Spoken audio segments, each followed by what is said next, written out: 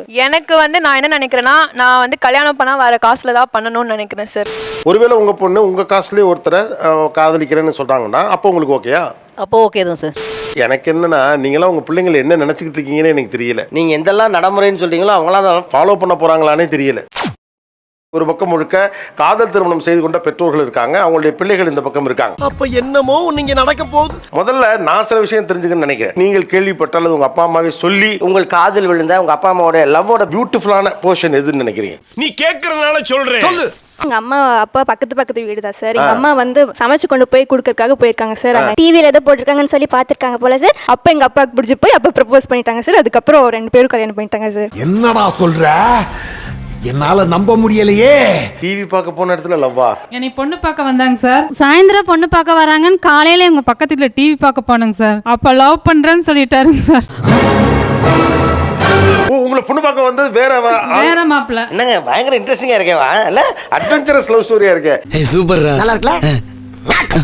அப்பா ஒரு பிசினஸ் பண்ணிட்டு இருந்தாரு. இவங்களுக்காக காலையில இருந்து நைட் வரைக்கும் ஃபோன் பேசிட்டே இருப்பாங்க. ஃபோன் வாங்கி கொடுத்து ரீசார்ஜ் பண்ணி ஃபோன் பேசி அது இப்ப நான் பேசுறதா இருந்தா விட மாட்டாங்க. வெளிய வா மம்பட்டி விட்டு நடுமண்ட பொளக்குறியா? விடிய என்ன பேசுவீங்க அப்படி? சும்மா பேசுவோம் சார். அது பேசலாம் இருந்தா கூட பேசலாம். ஒரு 8 o'clock அப்படி ஸ்டார்ட் பண்ணுவோம்.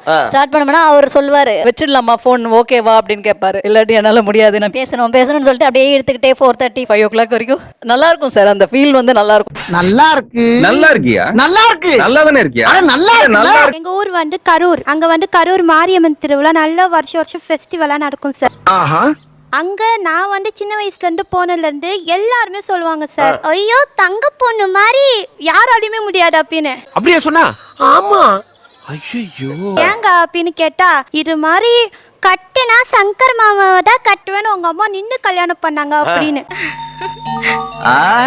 வெக்கத்தை பாருங்களேன். அதெல்லாம் கேட்கும் போது அப்படியே எப்படி சொல்றது, எங்க அம்மாவா எங்க அப்பாவா? நான் அப்படியே ஷாக் ஆயிட்டேன். எங்க அப்பா அப்ப ரஜினி ஃபேன். அதனால ரஜினி எப்படின்னா ட்ரெஸ் போடுவாரோ அது மாதிரியே போட்டு அவ்வளவு வெறி மாப்பிளைக்கு எல்லாம் உங்களுக்காக தான் மாமா. இந்த சைடு பார்த்தா திருவிழா பசங்க, அந்த சைடு பார்த்தா அக்கா பொண்ணு, சரி பின்னாடி திரும்பலான்னு பார்த்தா அங்க மாமா பொண்ணுன்னு எல்லாம் போட்டு இருப்பாங்க. நல்ல வாழ்வுதாயா உனக்கு, குஷியான வாழ்க்கையா. அத்தனை பெரிய உரி அடிச்சு கட்டுனா சங்கர் மாமாவை தான் கட்டுவேன்னு நின்று கல்யாணம் பண்ணிக்கிச்சு.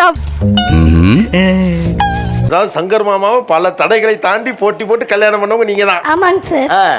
அப்படி லவ். ஆமாங்க சார். கட்டினா அவரை கட்டவே இல்லைன்னா எனக்கு கல்யாணமே வேண்டாம் அப்படின்னு சொல்லிட்டேன். சூப்பர். எங்கள் அப்பா 2 time maths exam public exam attend பண்ணி ஃபெயில் ஆகி வந்திருக்காங்க. ஒரு டைம் அம்மா கேட்டாங்க என்ன ஆச்சுன்னு. இல்லை 2 டைம் அட்டன் பண்ணிட்டேன், ஃபெயில் ஆகிட்டேன். இன்னொரு டைம் அட்டன் பண்ண இன்ட்ரெஸ்ட் இல்லைன்னு. நீ ஒன்றும் கவலைப்படாத, நான் சொல்லித்தரேன்னு சொல்லி தந்து எங்கள் அம்மா சொல்லித்தந்தேன்.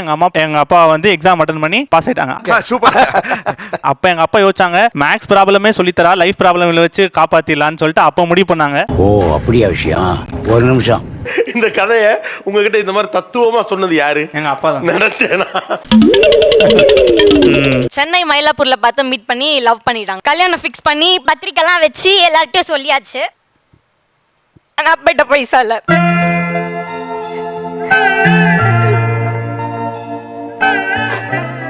நைட் எல்லாம் ஆட்டோட்டி தாலி வாங்கி அப்பாக்கு 2 அண்ணா 2 அக்கா. யார் வரலனாலும் எனக்கு பிடிச்சவள நான் கை பிடிப்பேன்னு மறுநாள் காலையில கல்யாணம் பண்ணிக்கிட்டாங்க.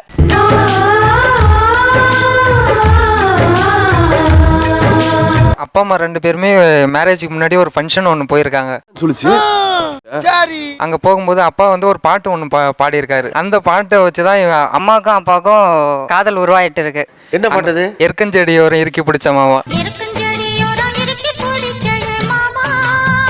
அந்த பாட்டு அப்பா ஃபர்ஸ்ட் பாடினாரு. அதை பார்த்துதான் அம்மா அப்பாவை விரும்ப ஆரம்பிச்சாங்க. ஆக்சுவலா லவ் பண்றதுலாம் ரொம்ப கஷ்டங்கிறானுங்க. ஒரு சாங் பாடினாலே லவ் பண்ணிடலாம் போல இருக்கேன். பயப்பிடிச்சிட்டான்.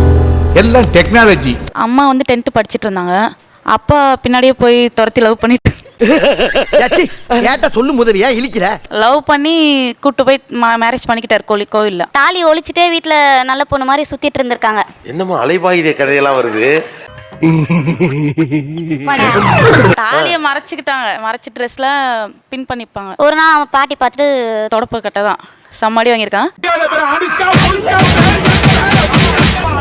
எப்படி லவ் பண்ணி கல்யாணம் பண்ணி தாலியை மறைச்சிக்கிட்டு வீட்டுக்குள்ளே இருந்திருக்கீங்க? ஆமாங்க சார், வீட்டில் இருந்தேன். அப்போ மணிரத்னம்லாம் படம் லேட்டாக தான் எடுத்திருக்காரு. வெரி குட் கலக்குப்பா கலக்கு. இவ்வளவு தூரம் காதலை ரசிச்சு பண்ணி கல்யாணமும் பண்ணி குழந்தைங்களை பெற்று அவங்க கிட்டே அந்த காதல் கதையை சொல்லி அவங்களே ஒரு நல்ல ஒரு ஃபீல்ல இருக்காங்க. ஆனா இப்ப போய் ஏன் அவங்க காதல் திருமணம் செஞ்சுக்க கூட நினைக்கிறீங்க? அப்படி கேளுங்க.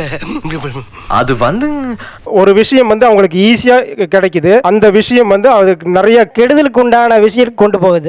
எனக்கு ஒண்ணுமே புரியல. அதுதானப்பா எனக்கும் புரியும். இப்போ வந்து எங்க பேரண்ட்ஸ் வந்து எனக்கு சொல்லி வளர்த்துருக்காங்க சார், எது வந்து கரெக்ட் எது வந்து தப்பு. புடிச்ச மாப்பிள்ள பாயிண்ட. ஸோ அந்த மாதிரி பேரண்ட்ஸ் வந்து சில்ட்ரன் கிட்ட சொல்லி வளர்த்தாங்கன்னா அந்த ப்ராப்ளமே வராது தானே சார்? கரெக்ட்.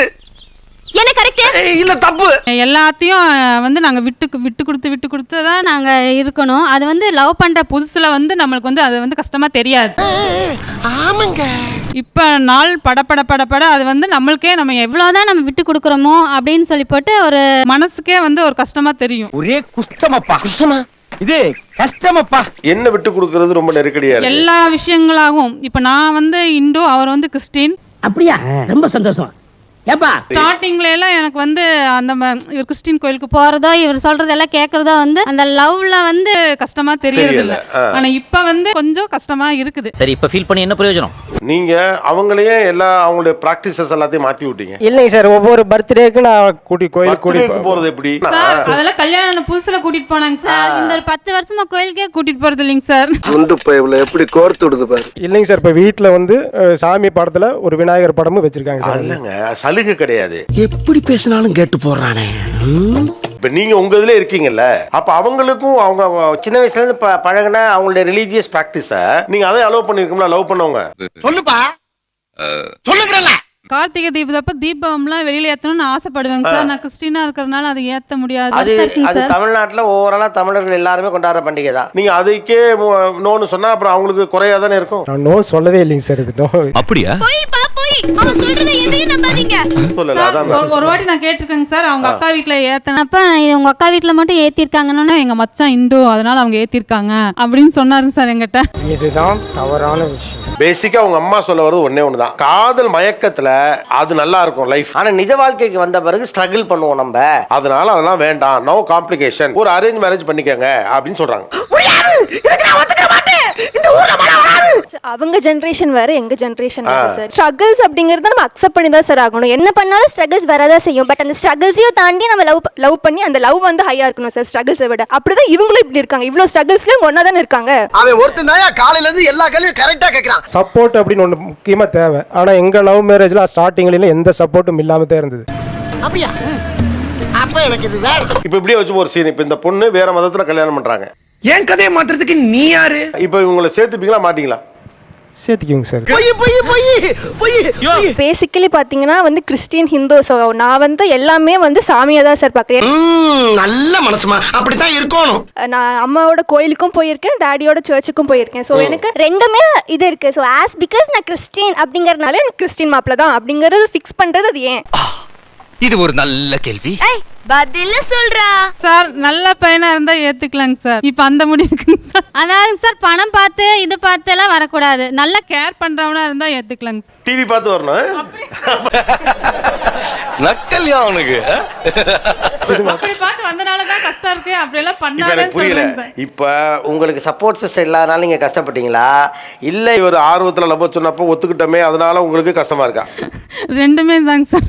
ஏழு சொல்றேன்னா என்னால பொறுக்க முடியல. உண்மை சார், நல்ல பையன் கெட்ட பையன் செகண்டரி. நல்ல பையனா பேசிக் ஹேபிட்ஸ் இருக்காங்க. நல்ல பையனா ஒருத்தவங்க நல்லா இருப்பாங்க. அவங்கள விட நல்லவங்களா இருந்தா அடுத்து அவங்கள ஸ்விட்ச் பண்ண முடியுமா? அவங்கள விட நல்லா இருந்தா அடுத்து ஸ்விட்ச் பண்ண முடியுமா? அப்படி கேளுங்க. இப்ப கேட்டீங்களே நியாயமான கேள்வி. ஸோ பேசிக்கலி கம்பேரிட்டபிலிட்டி கனெக்ஷன் இருக்கா? ஸோ அதுதான் மெயினா முக்கியம். இதுவே நல்ல டெஃபினேஷனா இருக்கு. அண்ணே, இந்த பொண்ணு ரொம்ப தெளிவா இருக்கும் போல இருக்கே. ரெண்டு பேர் கடையில அவங்களுக்குள்ள அந்த நம்பிக்கை இருக்காங்கறதான் இங்க முக்கியம். நல்ல பையங்கிறது மாறிக்கிட்டே இருக்கும். என்ன ராஜேந்தர்? ஐயா புத்தி சொல்றதுல அவங்களை யாரும் அடிச்சிக்க முடியாதுல்ல. முக்காவாசி மேரேஜ் லைஃப்ல பாத்தீங்கன்னா ஒரு 50% வந்து இப்படிதான் இருக்கும். ஆனா வந்து பாத்தீங்கன்னா இப்ப இருக்கிற பசங்களுக்கு வந்து அந்த பொறுமைலாம் எதுவுமே இருக்கிறது இல்ல. கேட்டுக்க. ஆக்சுவலி எங்களுக்கு பொறுமை இல்ல சார். எங்களுக்கு தான் ரொம்ப பொறுமை இருக்கு. அதை தான் அவங்க தப்பா சொல்றாங்க. நானா நீங்க என்ன நினைக்கிறீங்கன்னா உங்களுடைய பிழைகளை உங்கள் பிள்ளைகளும் செய்வார்கள் அப்படின்னு நீங்க உறுதியா நம்புறீங்க. கரெக்ட்டுங்க, கரெக்ட். அதான் நான் சொன்னேன், கரெக்டா கண்டுபிடிச்சிட்டீங்க. ஆமா சார், ஏன்னா இப்ப நிறைய அதுதானே சார் பார்த்துட்டு இருக்கோம். இப்போ காதலையும் சில பிழைகள் இருக்கு. காதல்ல சில பிழைகள் இருந்ததுனால காதலே வேணான்னு சொல்றீங்க. உங்க கல்யாணத்துல பிழைகள் இருக்கிறதுனால கல்யாணமே வேண்டாம்னு சொல்லுவீங்களா? மாட்னாடா மானஸ்த. எனக்கு வந்து லவ் மேரேஜ்னு போச்சுன்னா வேற கேஸ்ட்ல போயிட போறாங்க அப்படின்ற ஒரு. அப்படியா? அப்படிதான். எனக்கு வந்து நான் என்ன நினைக்கிறேன்னா, நான் வந்து கல்யாணம் பண்ணா வேற காசுல தான் பண்ணணும்னு நினைக்கிறேன் சார். ஒருவேளை உங்க பொண்ணு உங்க காசுலயே ஒருத்தரை காதலிக்கிறேன்னு சொல்றாங்கன்னா அப்போ உங்களுக்கு ஓகேயா? அப்போ ஓகே தான் சார். அட வெக்கம் கட்டுவீங்களா? இதுக்கு எதுக்குடா வெள்ளையங்கிலி மாலைன்னு? அந்த காலத்துல சில விஷயங்கள் சொல்லுவாங்க. குளமறிஞ்சி பொண்ணெடு, கோத்திரம் மறிஞ்சி பொண்ணு கட்டு அப்படின்ற ஒரு சில இதெல்லாம் சொல்லுவாங்க. அதுக்கு நீங்க குலமறிஞ்சு பொண்ணு பையன் எடுத்திருக்கீங்க. Are you happy? நோ. சோலி முடிச்சு. அவருமே கூட குலமறிந்து தான் பெண் எடுத்திருக்காரு. Are you guys a happy couple? No sir. அப்புறம் எப்படி நம்மால் பின்றேன் பாரு. சும்மாவா? அவங்க அதுக்கு என்ன சொல்லுவாங்கன்னா, நான் வந்து நம்ம காசுலயே தப்பா சூஸ் பண்ணிட்டேன், பட் நம்ம காசு நல்ல பசங்க இருக்காங்க, உனக்கு அதை பார்த்து கட்டி வச்சிருவோம் அப்படி சொல்லுவாங்க. 200 பெரியார் இல்ல 400 பெரியார் வந்தாலும் முடியாதுடா. எதுக்கு? உங்களை திருத்துறதுக்கே. எனக்கு என்னன்னா, நீங்களாம் உங்க பிள்ளைங்களை என்ன நினைச்சுக்கிட்டு இருக்கீங்கன்னு எனக்கு தெரியல. நீங்க எந்தெல்லாம் நடைமுறைன்னு சொல்றீங்களோ அவங்களாம் அதை ஃபாலோ பண்ண போறாங்களானே தெரியல. வாய்ப்பில்லை ராஜா, வாய்ப்பு. நீங்க என்ன சொல்ல போனா, நீங்களாம் உங்க அம்மா காலகட்டத்துடைய நடைமுறைகள்லாம் ஃபாலோ பண்றீங்களா என்ன? நீங்களே ஃபாலோ பண்ணல. எந்த பேச வச்சியான்னு சொல்றேன். வெக்கமா இல்ல உனக்கு? இப்போ உங்க காலகட்டத்துடைய நடைமுறைகளெல்லாம் உங்க பிள்ளைங்க ஃபாலோ பண்ண போது அதனால உங்களுக்கு காம்ப்ளிகேஷன் வரப்போகுதுன்னு எப்படி யோசிக்கிறீங்கன்னு எனக்கு தெரியல. நினைப்பு தான் பொழப்பு கெடுக்குமா? Thanks a lot. நிகழ்ச்சியில் கலந்து கொண்ட அனைவருக்கும் கோபிநாத்தின் நெஞ்சார்ந்த நன்றிகள். மீண்டும் இன்னொரு சந்தர்ப்பத்தில் பேசலாம். நன்றி, வணக்கம்.